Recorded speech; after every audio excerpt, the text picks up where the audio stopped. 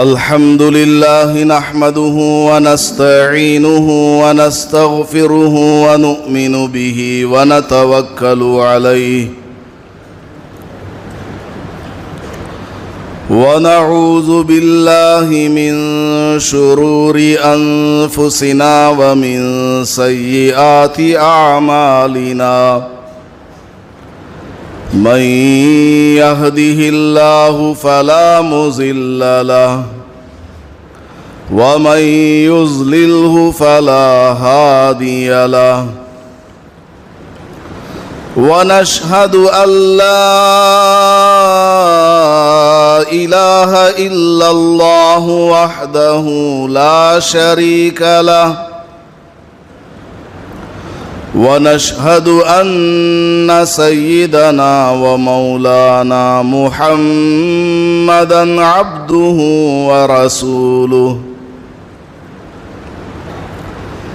صلى الله عليه وعلى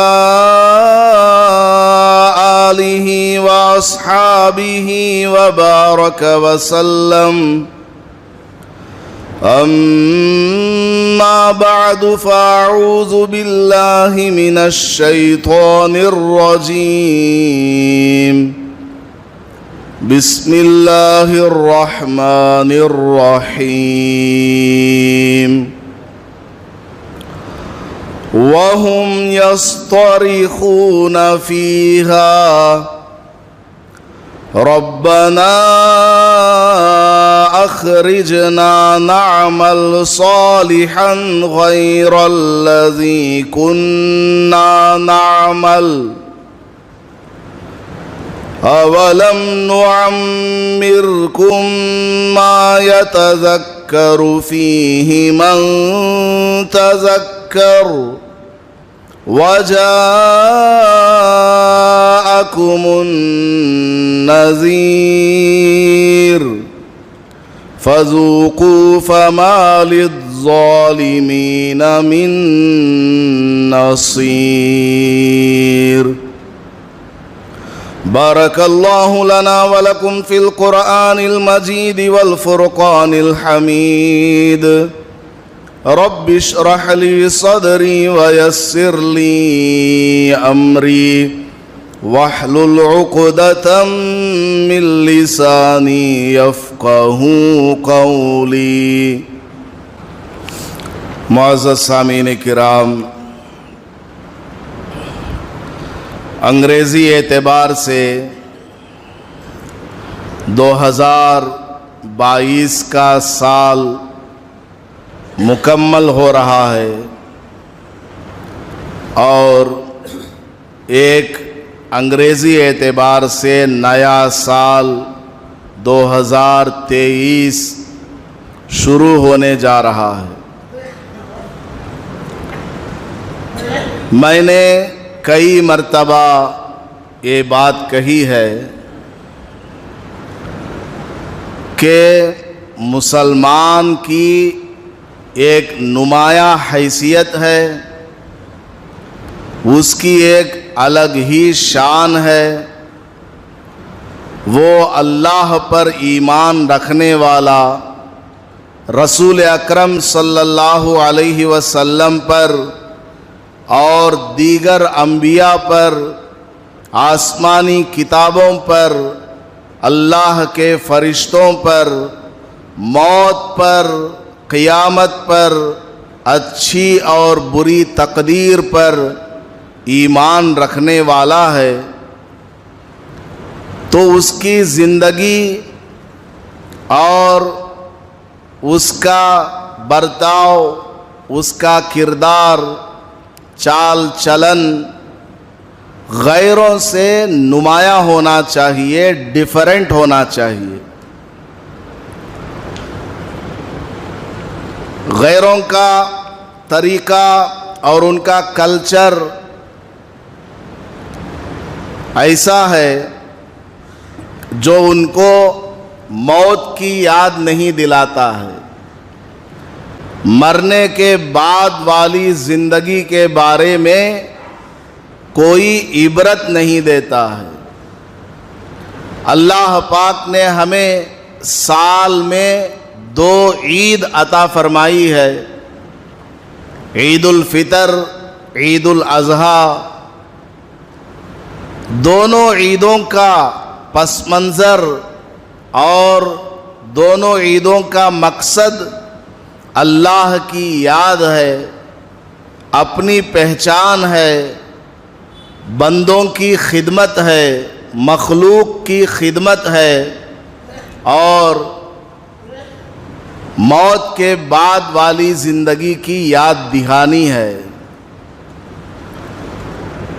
ایمان والے کا ہر عمل اللہ کو راضی کرنے کے لیے موت کے بعد آنے والی زندگی میں کام آنے کے لیے ہوا کرتا ہے۔ ایمان والے کو، مسلمان کو اپنا عمل ایسا بنانا چاہیے کہ وہ غیروں کے لیے عبرت کا سبب بنے، غیر اس کو دیکھ کر کے اپنی زندگیاں سدھار لیں، بدل دیں۔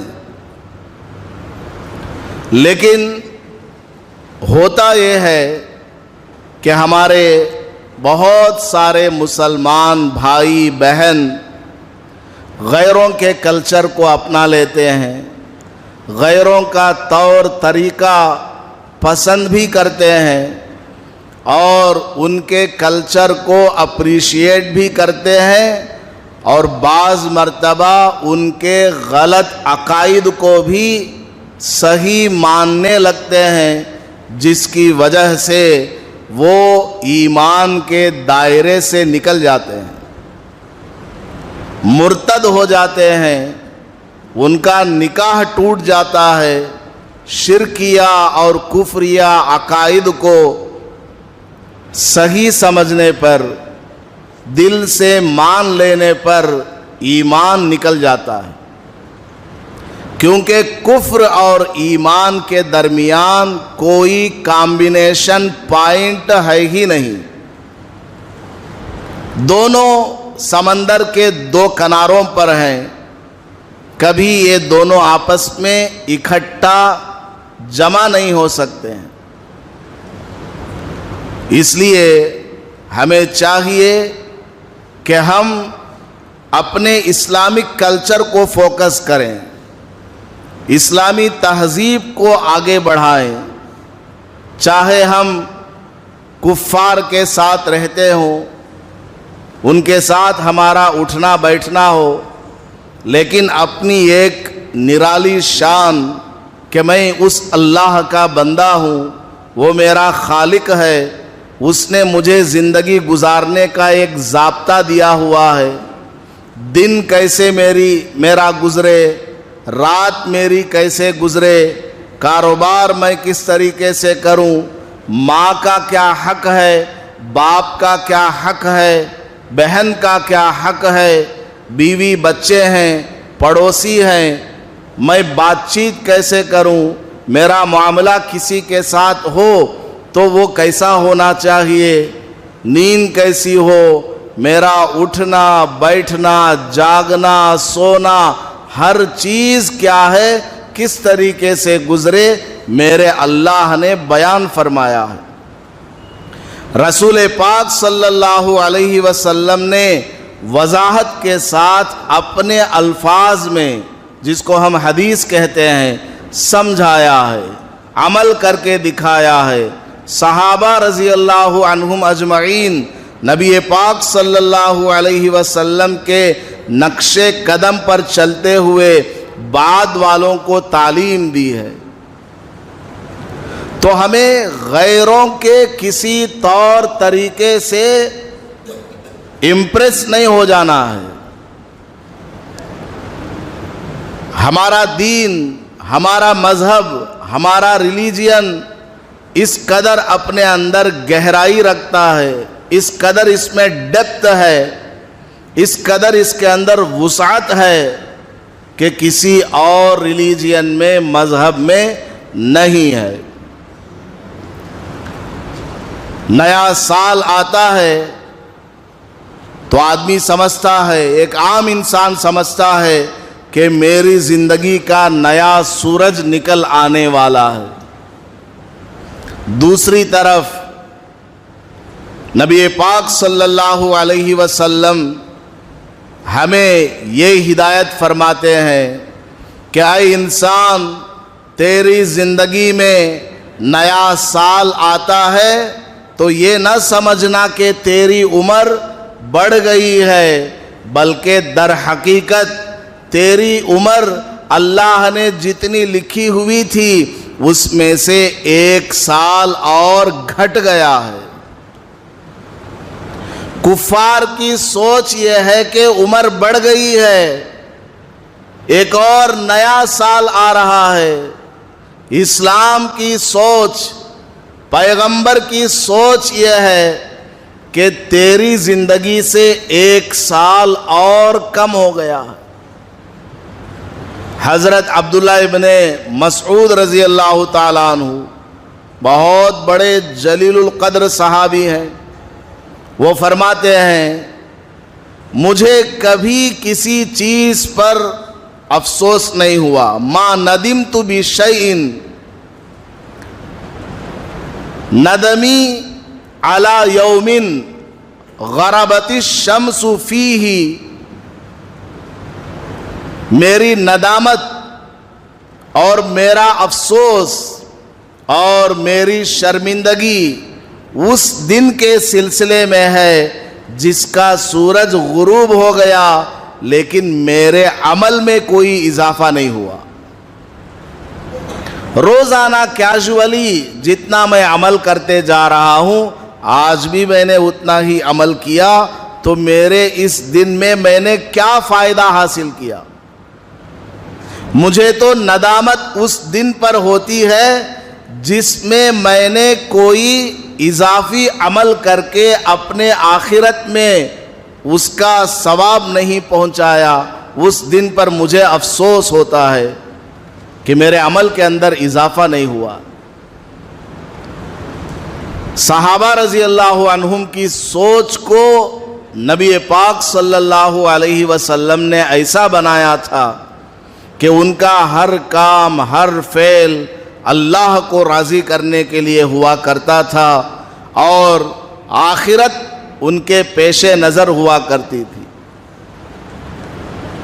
ایک جنگ میں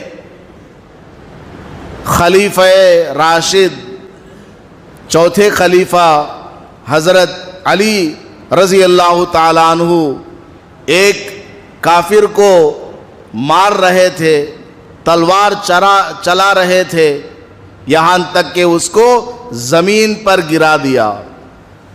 اب اس کی گردن الگ کرنے کا نمبر ہے بس۔ عین ایسے موقع پر اس کافر نے حضرت علی رضی اللہ تعالیٰ عنہ کے چہرے مبارک پر تھوک دیا۔ ہاتھ پیر تو جکڑے ہوئے ہیں، کچھ نہیں کر سکتا، اس نے مرنے سے پہلے تھوک دیا۔ حضرت علی رضی اللہ تعالیٰ عنہ نے اس کے ہاتھ پیر چھوڑ دیے، اپنی تلوار کو کھینچ لیا، پیچھے ہٹ گئے۔ وہ کافر کہنے لگا کہ حضرت آپ تو مجھے اب قتل ہی کرنے والے تھے، مارنے ہی والے تھے، کوئی رکاوٹ نہیں، کوئی پیچھے سے آپ پر حملہ آور نہیں ہے اور میرے بس میں بھی کچھ نہیں رہا، اب آپ مجھے قتل ہی کرنے والے تھے، لیکن آپ نے مجھے کیوں چھوڑا؟ حضرت علی رضی اللہ تعالیٰ عنہ جواب میں ارشاد فرماتے ہیں کہ میں جب تم کو پہلے مار رہا تھا اللہ کو راضی کرنے کے لیے قتل کر رہا تھا، مارنے جا رہا تھا، لیکن جب تو نے میرے چہرے پر تھوک دیا تو چہرے پر تیرے تھوکنے کی وجہ سے میرے اندر کا غصہ اور زیادہ بڑھ گیا۔ اگر اب میں تجھے مارتا تو اپنے نفس کی خاطر مارنے والا ہوتا، اللہ کے لیے مارنے والا نہ ہوتا۔ ایک ڈاؤٹ ہے، ایک شائبہ ہے، ایک پوائنٹ 1 مجھے ڈاؤٹ ہوا کہ کہیں یہ مارنا اللہ کے لیے نہ ہو، اپنے غصے کو پورا کرنے کے لیے ہو، اس لیے میں نے تجھ کو چھوڑ دیا کہ میرا عمل صرف اللہ کے لیے ہونا چاہیے۔ وہ کافر کہتا ہے کہ حضرت آپ اس قدر مخلص ہیں، اپنے لیے آپ مجھے نہیں مار رہے ہیں، خالق کائنات کے لیے مار رہے ہیں، ایسا آپ کا اسلام تعلیم دیتا ہے، چلیے پڑھیے آپ کا کلمہ، میں بھی آپ کے ساتھ کلمہ پڑھ کر کے مسلمان ہوتا۔ اس طرح صحابہ رضی اللہ عنہم اجمعین نے اپنے اخلاق کے ذریعے، کردار کے ذریعے لوگوں کے دلوں کو جیت لیا۔ قتل کرنے والا دشمن توبہ تائب ہو کر کے مسلمان بن رہا ہے۔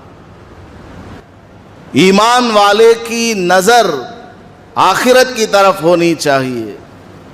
نیا سال آ رہا ہے انگریزی اعتبار سے، اسلامی اعتبار سے نیا سال تو محرم سے شروع ہوتا ہے اور ماہ ذی الحجہ پر ختم ہو جاتا ہے۔ اسلامی نیا سال، انگریزی اعتبار سے نیا سال آ رہا ہے۔ ہم لوگ ان کا دیکھا دیکھی بہت سارے غلط کاموں میں مبتلا ہو جاتے ہیں، جس کی وجہ سے اللہ تعالی سخت ناراض ہو جاتا ہے۔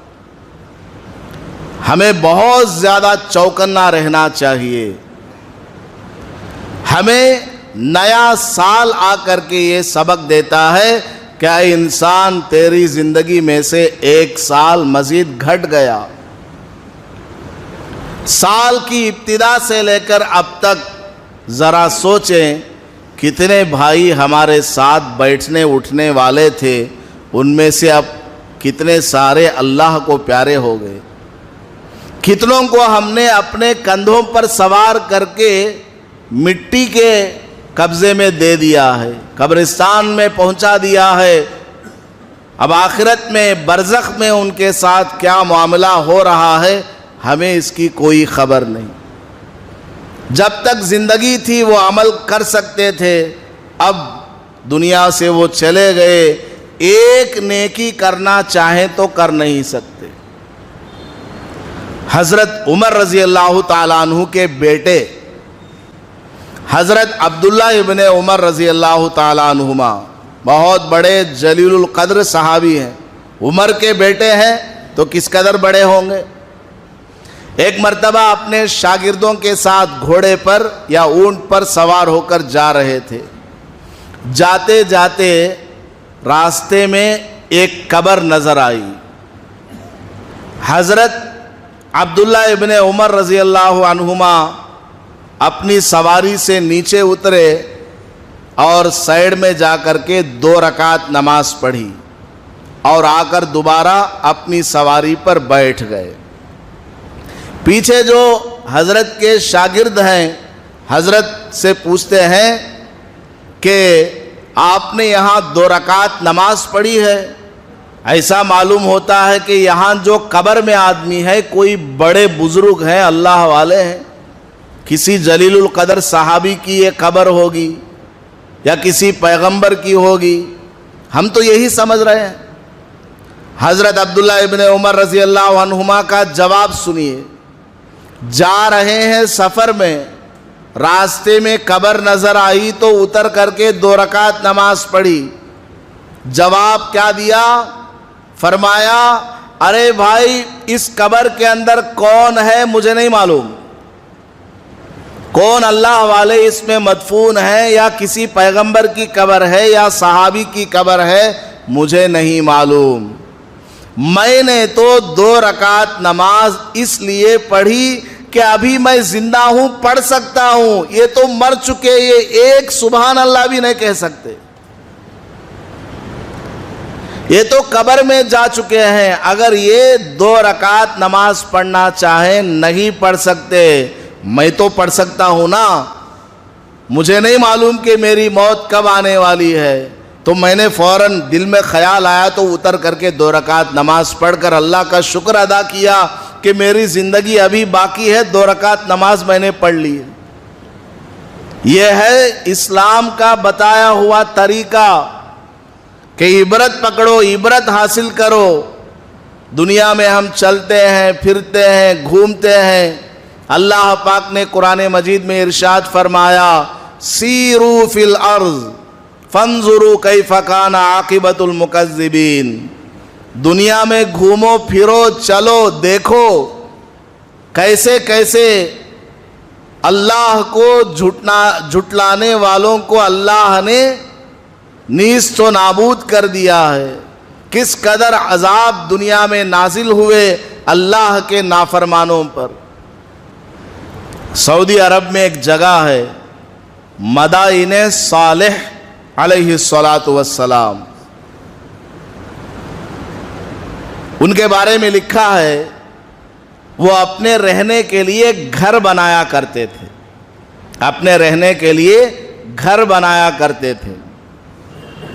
ان کی عمر اتنی بڑی ہوتی کہ ان کے ہاتھ سے بنایا ہوا گھر ٹوٹ جاتا تھا لیکن یہ ابھی بھی زندہ ہے. آج ہم اپنا گھر بناتے ہیں رہتا ہے کوئی اور. ہم مر کے چلے جاتے ہیں ہماری اولاد اس پر قبضہ کر لیتی ہے. وہ بھی مر کر کے چلے جاتے ہیں بعد کی اولاد ان پر اس مکان پر قبضہ کر لیتی ہے. ہوتا ہے کہ نہیں ہوتا؟ 100 سال کے اندر ایک گھر میں کتنے آتے ہیں کتنے چلے جاتے ہیں پتہ نہیں. حضرت صالح علیہ السلام کی قوم کو اللہ نے اتنی لمبی عمریں دی تھی کہ ان کے اپنے ہاتھ سے بنائے ہوئے گھر ٹوٹ کر خراب ہو جاتے. ان کو اپنے لیے نیا گھر بنانا پڑتا تھا. اس قدر لمبی عمریں. انہوں نے کیا کیا؟ پہاڑوں کو چھیلنا شروع کر دیا. پہاڑوں کو اپنے ہاتھوں سے، جیسا کہ JCB گڈھے کھود دیتی ہے اس طرح وہ پہاڑوں کو اپنے ہاتھوں سے کھرچ کر کے بڑے بڑے مکان بنائے کہ پہاڑ تو اپنی جگہ باقی رہے گا. ایسے مناظر کو دیکھو. اللہ نے قرآن میں بیان فرمایا کہ اتنے بڑے بڑے طاقتور پہلوان بھی دنیا میں باقی نہیں رہے، چلے گئے سب کے سب، ختم ہو گئے.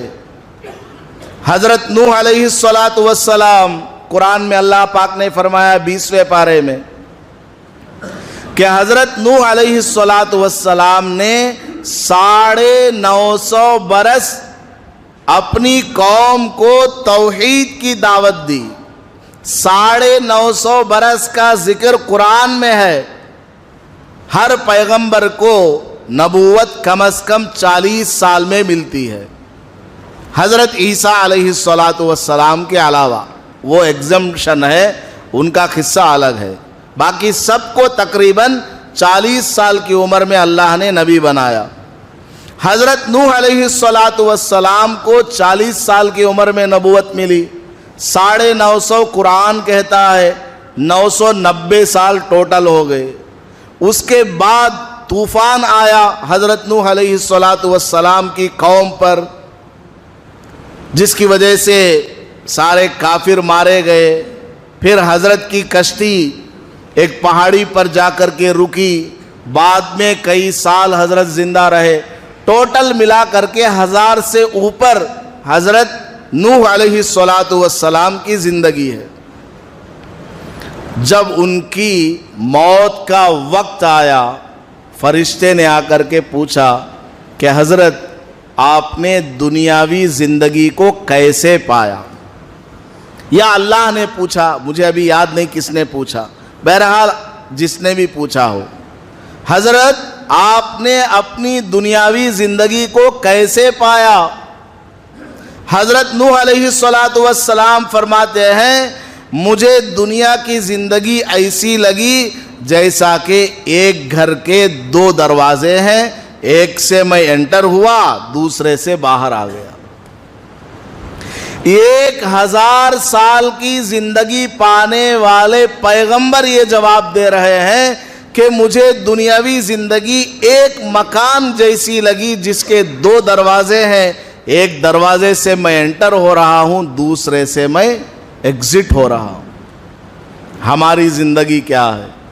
اللہ کے نبی علیہ السلام نے ارشاد فرمایا اعمار امتی بین 60 الی 70 واقل من یجوز ذلک. میری امت کی عمریں 60 سال یا 70 سال کے درمیان ہے کہ نہیں؟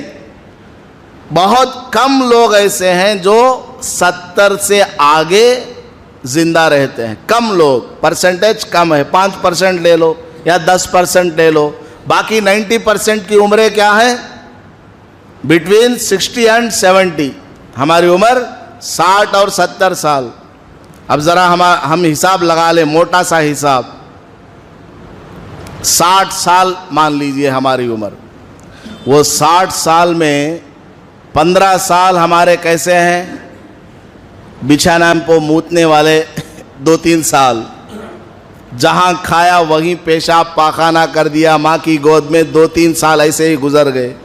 پھر تھوڑا بڑا ہوا، نالے میں کھیلنا، ادھر ادھر کودنا، لٹھولاں پھرانا، گولیاں کھیلنا، اس میں وہ سارے سال گزر جاتے ہیں. 15 سال نکال ڈالنا. 60 سال میں 15 سال بیکار چلے گئے. اور شریعت کا حکم بھی اس کی طرف ابھی نہیں آیا. نماز پڑھنے کا حکم تو ہے کہ 7 سال ہوتے ہی بچے کو نماز کی عادت ڈالو. 10 سال ہو جائے بچہ نماز نہ پڑھے تو اس کو ہلکی پھلکی پٹائی کرو. لیکن فرض ابھی نہیں ہے. 15 سال یا 14 سال کی عمر میں نماز فرض ہوتی ہے بالغ ہو جانے پر. یہ الگ بات ہے کہ آج کل بچے 11 سال میں بالغ ہو رہے ہیں. بچیاں 9 سال میں بالغہ ہو رہی ہیں. کھانا پینا سب ڈپلیکیٹ. کھانا پینا سب کیا ہے؟ ڈپلیکیٹ ہے. اس لیے جسم کے اندر ہارمونز بہت جلدی وہ گرو ہوتے ہیں اور جلدی بچے بالغ ہو جاتے ہیں. دماغ میں چوڑ ہو جاتا ہے. بہرحال اور دیکھنے والی چیزیں بھی گندی ہیں. موبائل اٹھاؤ تو گندگی، انٹرنیٹ چالو کرو تو گندگی. بچوں کے دماغ ناپاک ہوتے جا رہے ہیں اور ماں باپ بچوں کو موبائل دے رہے ہیں. بہرحال 15 سال تو نکال دیجئے. بچ گئے کتنے؟ 60 میں سے 40 پر 5 سال. اس میں جو لاسٹ کے 10 سال ہیں وہ کھانستے کھکارتے، گڑگیا میں درد، کمر میں درد، اٹھے تو بیٹھ سکتے نہیں، بیٹھے تو اٹھ سکتے نہیں. ہنکیاں کو نظر آتا نہیں. ذرا باہر جانا گا تو کون تو پکڑ لے جانے والا ہونا. باہر گئے تو باہر جانے کے واسطے ایک آدمی ہونا، باہر سے اندر لانے کے واسطے ایک آدمی ہونا. تو لاسٹ کے 10 سال بچھانا پو ہاسپٹل میں ادھر ادھر چلا جاتا. وہ بھی نکال دو. بچے کتنے سال؟ 30 پر 5 سال. آپ لوگ سن رہے ہیں یا سو رہے ہیں؟ کتنے سال بچے بھائی آپ کی زندگی میں؟ میری زندگی میں 30 پر 5 سال بچے ہیں. وہ 35 سال میں روزانہ ہم رات میں اور دن میں ملا کر کے کم از کم 8 گھنٹے سوتے ہیں. 6 گھنٹے تو نارمل ہے اور دن میں بھی نماز میں بھی سو جاتے ہیں. کون سی رکعت چلتی ہے نہیں معلوم. تعلیم چل رہی ہے سو رہے ہیں، بیان چل رہا ہے سو رہے ہیں. تو ٹوٹل ملائیں گے تو 8 گھنٹے ہو ہی جاتے ہیں. تو اس طرح اگر پوری زندگی کے 35 سال میں کے 8 گھنٹے کیلکولیٹ کریں گے تو 20 پر 4 سال نکل گئے. اس میں سے 35 میں سے 20 پر 4 سال خالی سونے میں گزار ڈالے. بچے کتنے؟ 12 سال. یہ 12 سال بھی کس کے بچے؟ اس آدمی کے بچے جو اپنا سکور 60 تک لے جاتا ہے، جس کی عمر 60 سال تک پہنچ سکتی ہے. اس کی زندگی میں سے یہ سب نکالنے کے بعد، مائنس کرنے کے بعد 12 سال بچے. ان 12 سالوں میں انہیں شادیاں کرنا، منگنیاں کو جانا، دعوتاں کھانا، اسے مارنا اسے مارنا، لڑنا جھگڑنا، پولیس اسٹیشنا، بس اسٹیشنا، فنکشنا، ٹینشنا، بیماری، اسپتال، بلڈ پریشر، شوگر، یہ سب میں یہ 12 سال میں سے کتنے نکالنا؟ اب ہر آدمی کے حساب سے وہ اندازہ لگا لے کہ میری زندگی میں اس میں سے کتنے سال نکال دینا. ایک آدھے نکال دیں گے، 6 سال نکال دیں گے تو بچے کتنے سال؟ 6 سال بچے. وہ 6 سال میں اللہ کو راضی کرنے والا کام ہم نہ کر سکیں تو ہم مرنے کے بعد جنت میں کیسے جائیں؟ اللہ کو ہم اپنا منہ دکھانے کے کیسے لائق رہیں گے؟ اتنی مختصر سی ہماری زندگی ہے، ہم یہ سمجھتے ہیں کہ ہماری زندگی تو بہت بڑی ہے، 60 سال ہے، نہیں 6 سال ہے آپ کی زندگی، میری زندگی۔ ہم جو 5 وقت کی نماز پڑھتے ہیں یا رمضان وغیرہ کے روزے رکھتے ہیں یا دیگر ہماری عبادتیں ہیں، 6-7 سال کی بس، باقی سب ویسٹ میں چلا جاتا ہے، سارا ویسٹ میں چلا جاتا ہے، خرچ ہو جاتا ہے۔ ہم اتنے کم مدت کے لیے بھی اللہ کو راضی کرنے والا کام نہ کریں تو ہم مرنے کے بعد اللہ کو کیا جواب دیں گے؟ اللہ کے نبی علیہ الصلوۃ والسلام نے ارشاد فرمایا، مَا الدُّنْيَا فِي الْآخِرَةِ إِلَّا مِثْلُ أَن يَجْعَلَ أَحَدُكُمْ إِصْبَعَهُ فِي الْيَمِّ فَلْيَنْظُرْ بِمَا يَرْجِعُ۔ یہ حدیث ہے، نبی پاک صلی اللہ علیہ وسلم ارشاد فرماتے ہیں، دنیا کی مثال آخرت کے سامنے کیا ہے؟ سمندر میں اپنی انگلی کو ڈباؤ۔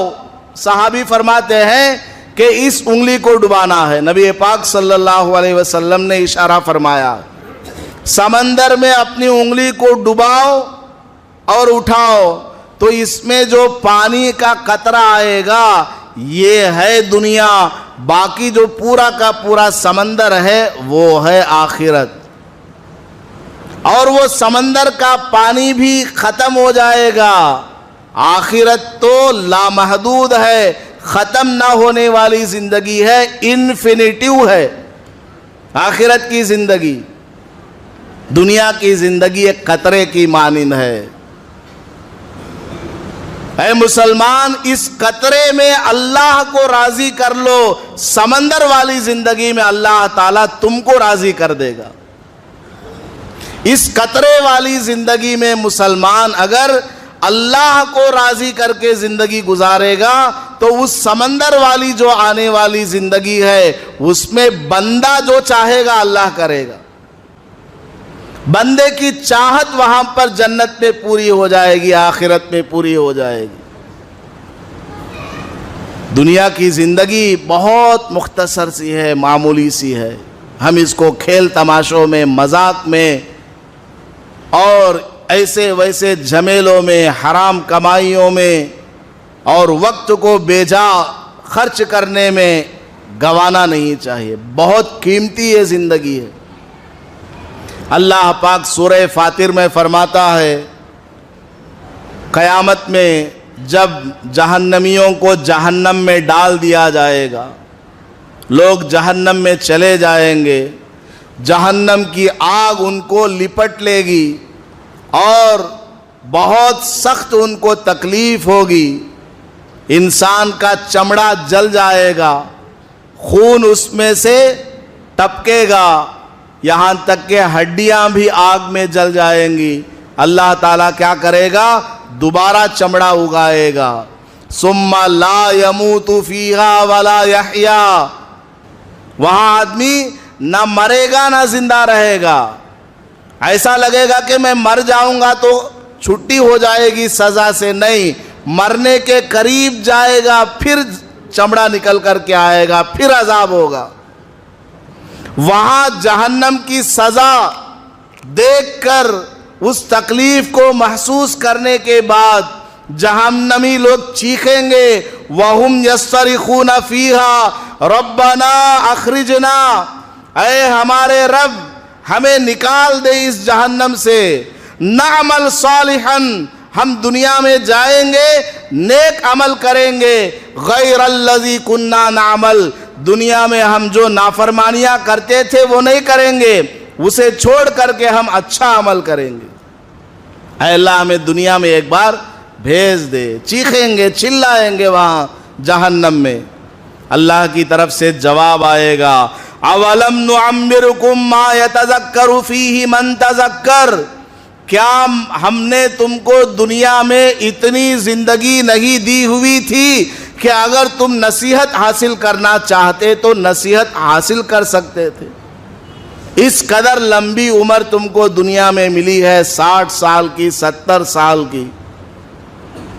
رمضان ہر سال آ کر کے تم کو یاد دلایا، حج کا موسم آ کر کے تم کو یاد دلایا، عید بقرعید آ کر کے تم کو یاد دلایا، روزانہ 5 مرتبہ کان میں اذان کی آوازیں آ کر کے تم کو یاد دلایا گیا، تمہارے چہرے پر سفید بال آ گئے، اس نے تم کو موت کی یاد دلائی، تمہاری شادی ہو گئی، بچہ ہوا تو اب تم کو یاد دلایا گیا کہ اب تم باپ ہو گئے ہو، پھر اس کی بھی شادی ہو گئی، پوتا ہو گیا تو تمہیں یاد دلایا گیا کہ اب تم بس موت کے قریب ہو، ابھی بھی تم نہیں سدھرے۔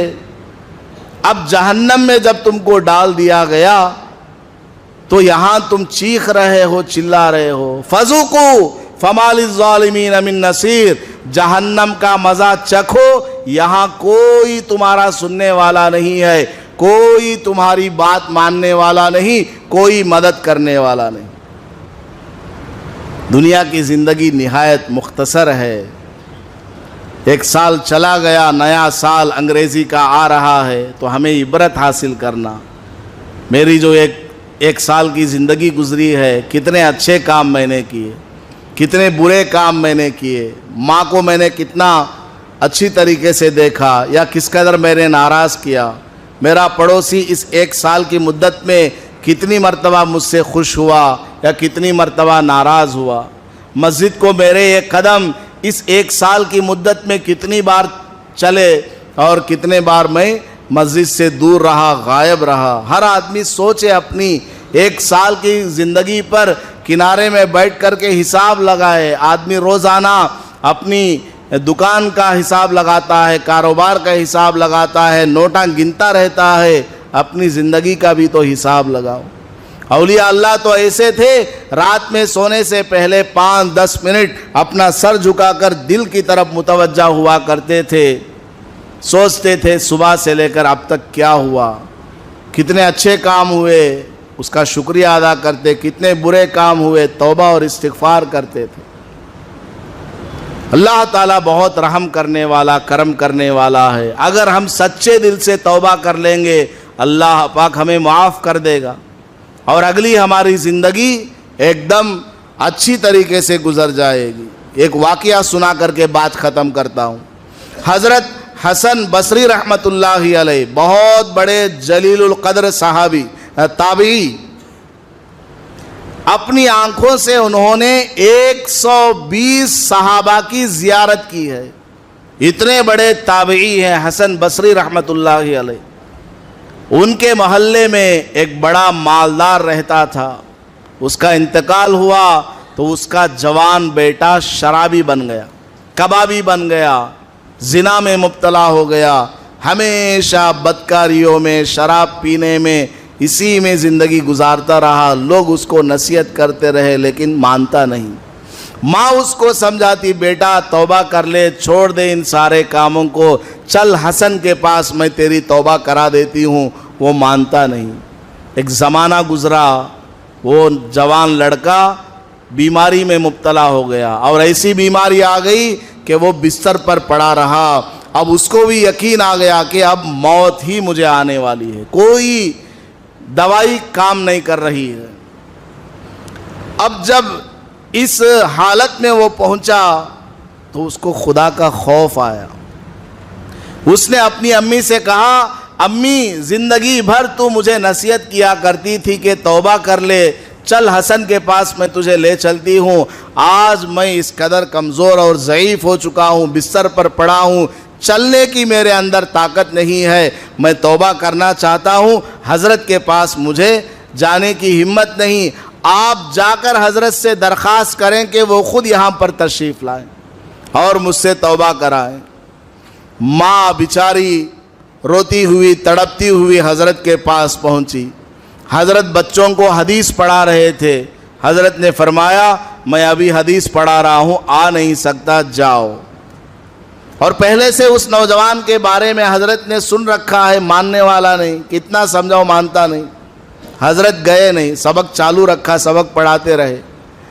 تھوڑی دیر کے بعد ماں آتی ہے اور حضرت سے کہتی ہے کہ میرے بچے کا انتقال ہو گیا، میرے بچے کا انتقال ہو گیا ہے، آپ ذرا آئیں نماز جنازہ پڑھا دیں، یہ کام تو کر دیں۔ حضرت بہت غصے میں تھے کہ شرابی ہے، کبابی ہے، کبھی اس نے مسجد کا منہ نہیں دیکھا، میں اس کی نماز جنازہ پڑھانے کیوں جاؤں؟ منع کر دیا، جاؤ جاؤ۔ اور اس بچے نے مرنے سے پہلے ماں سے 2 درخواست کی تھی، امی زندگی میں نے کوئی اچھا کام نہیں کیا، جب میں مر جاؤں گا تیرا جو کپڑا ہے نا اوڑھنی، وہ میرے گلے میں پھانسی کی طرح باندھ دینا اور مجھے گلی میں گھسیٹتے ہوئے تمام نوجوانوں کے سامنے لے جانا، تاکہ ان نوجوانوں کو پتہ چلے جو اللہ کی نافرمانی کرتا ہے وہ اسی طرح ذلیل ہوتا ہے، خار ہوتا ہے۔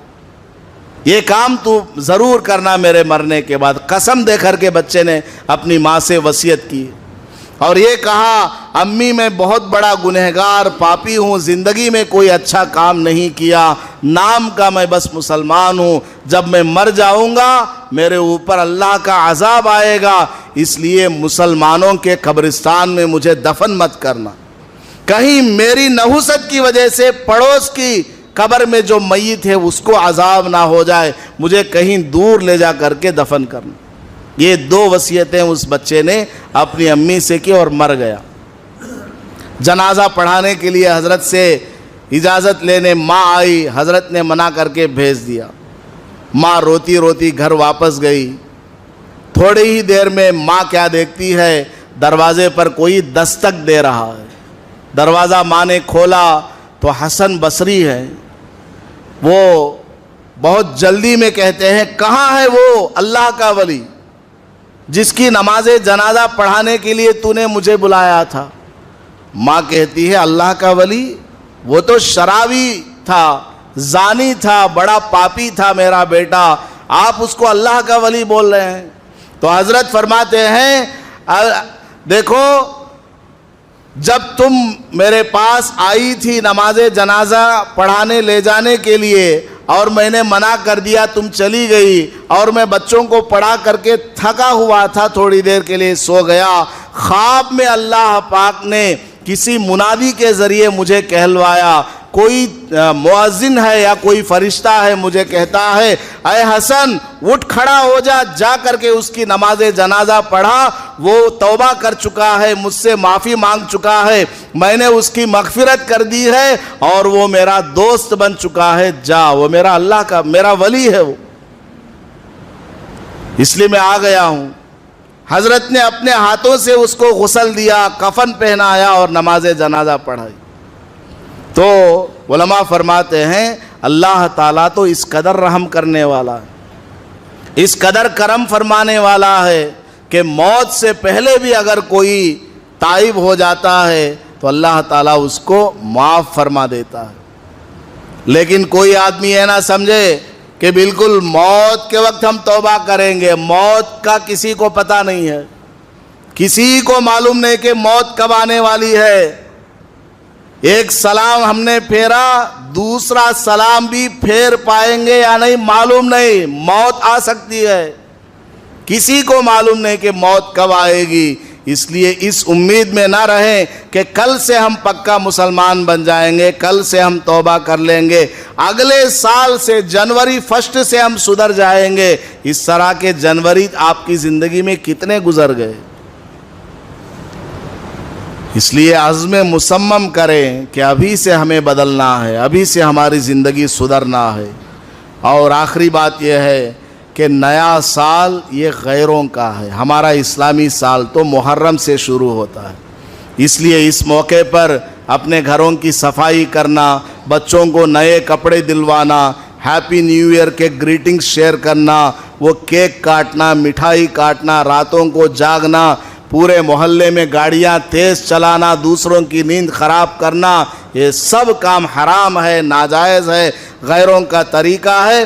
اس سے اپنے آپ کو بھی بچائیں اور اپنی اولاد کو بھی بچائیں، دوستوں کو بھی بچائیں۔ اگر کوئی مسلمان آپ کو ہیپی نیو ایئر کہتا ہے، آپ اس کو نصیحت کریں، پیار و محبت کے ساتھ سمجھائیں۔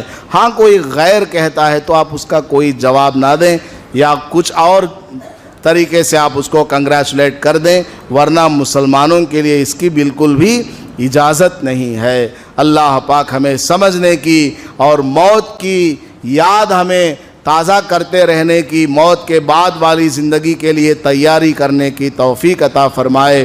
آمین وآخر دعوانا الحمدللہ رب العالمین۔